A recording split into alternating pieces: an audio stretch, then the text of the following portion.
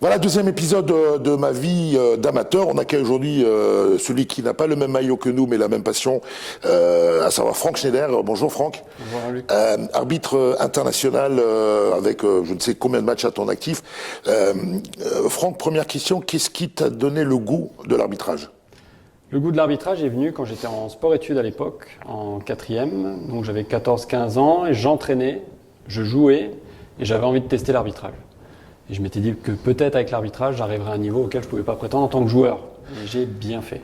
Oui, puisque quand on voit ta carrière aujourd'hui, effectivement, elle est plutôt bien remplie. Est-ce que tu as souvenir de ton tout premier match en tant qu'arbitre ? Oui, je m'en souviens parce que les premières ne sont pas souvent une réussite. Et c'était à Geispolsheim 3 contre Red Star 2. Et d'un point de vue technique d'arbitrage, je ne pouvais que faire mieux. Ah bah, tu l'as prouvé, puisqu'effectivement, tu fais partie de ces 10 arbitres qui sont professionnels au niveau de notre championnat de Ligue 1. Qu'est-ce qui a été pour toi, ou du moins quels ont été pour toi le ou les meilleurs souvenirs de ta carrière d'arbitre ? J'en ai deux. Un, c'était un match de district où c'était un barrage de montée en D3 à Volksheim, si je me souviens bien. C'était la grosse ambiance au village et en tant qu'arbitre amateur, c'était vraiment une belle ambiance, un beau souvenir. En plus, l'issue est belle, j'avais pas fait d'erreur et la fête au village était grande.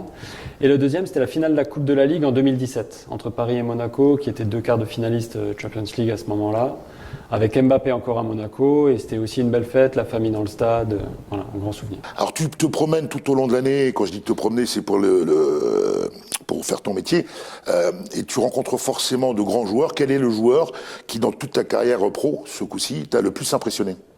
Alors il y en a beaucoup, mais celui qui m'a vraiment impressionné, et là je parle en même temps avec l'étiquette de l'entreprise, c'est Zlatan. Parce qu'il a fait grandir le club, il a fait grandir l'équipe, et il avait une mentalité de professionnel où même nous en tant qu'arbitre, on pouvait que le respecter. Alors on sait que faire arbitre c'est pas facile, c'est pas facile tous les dimanches matins d'aller sur les terrains, de se faire traiter des noms d'oiseaux et j'en passe et des meilleurs. Néanmoins, lorsqu'on discute avec vous les arbitres, c'est une réelle passion pour vous. Quels seraient les mots que tu utiliserais pour donner envie à un jeune de se lancer dans l'arbitrage ? L'arbitrage, c'est peut-être pas facile, mais c'est une passion. Et être arbitre, c'est être un facilitateur du jeu. Ça, on n'en parle pas assez, mais quand un joueur marque 4 buts dans un match, c'est qu'on a aussi rempli notre rôle. On l'a protégé, on a permis aux joueurs de s'exprimer, de marquer des buts.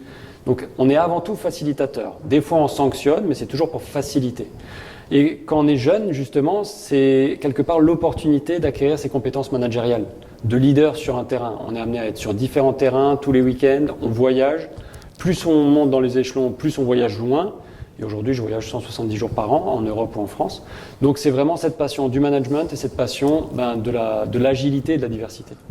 Alors après 25 ans d'arbitrage quasiment, est-ce qu'on peut dire aujourd'hui que tu es sevré, que tu as encore envie et que tu as envie de continuer le plus longtemps possible, du moins aussi du temps que tes jambes te permettront ? En tout cas, là, j'ai la flamme, mais je m'éclate sur le rectangle vert tous les week-ends, donc j'ai envie de continuer. Et c'est à chaque fois une nouvelle expérience, et c'est à chaque fois la gestion des hommes, des émotions, des tensions. Et puis on n'est jamais sûr, on peut se préparer comme on veut, on peut toujours se louper sur un penalty, une main, un carton rouge. C'est ce qui fait le charme de l'arbitrage. Parce que vous êtes avant tout des hommes, vous les arbitres, vous n'êtes pas des machines, et Dieu merci.